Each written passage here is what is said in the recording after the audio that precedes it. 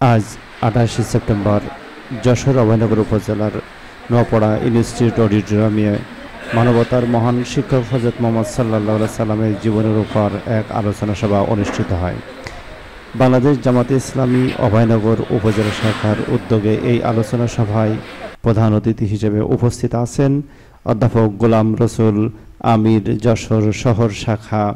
প্রধান আলোচক হিসেবে উপস্থিত আছেন প্রফেসর আসামা তরিকুল ইসলাম। বিশেষ আলোচক হিসেবে উপস্থিত আছেন অ্যাডভোকেট ইনামুল হক গাজী, বাংলাদেশ সুপ্রিম কোর্ট ঢাকা। বিশেষ অতিথি হিসেবে উপস্থিত আছেন মাওলানা আজিজুর রহমান, যশোর পূর্ব জেলা শাখার ভারপ্রাপ্ত আমির। বিশেষ অতিথি হিসেবে উপস্থিত আছেন আবু বকর সিদ্দিক, মাওলানা জহুরুল ইসলাম ৭ নং সুবর্ণা ইউনিয়ন পরিষদের চেয়ারম্যান।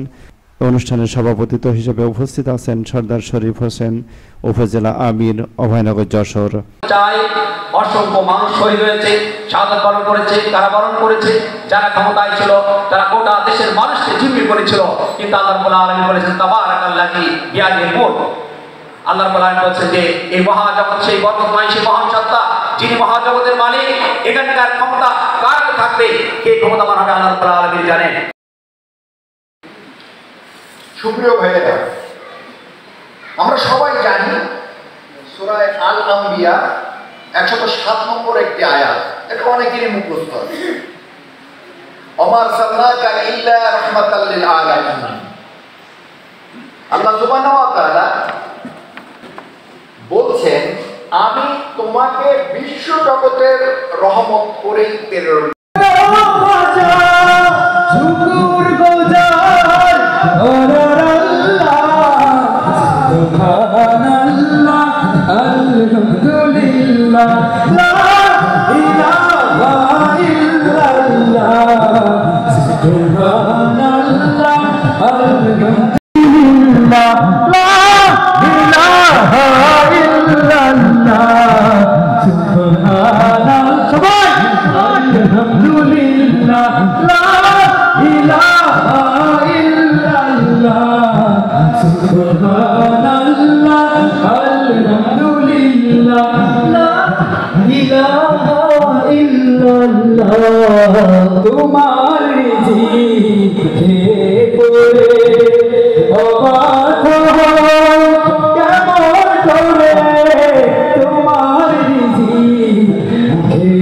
নোয়াপাড়া ইনস্টিটিউট অডিটোরিয়াম থেকে ইমদাদুল হক রহিম, যশোর নিউজ।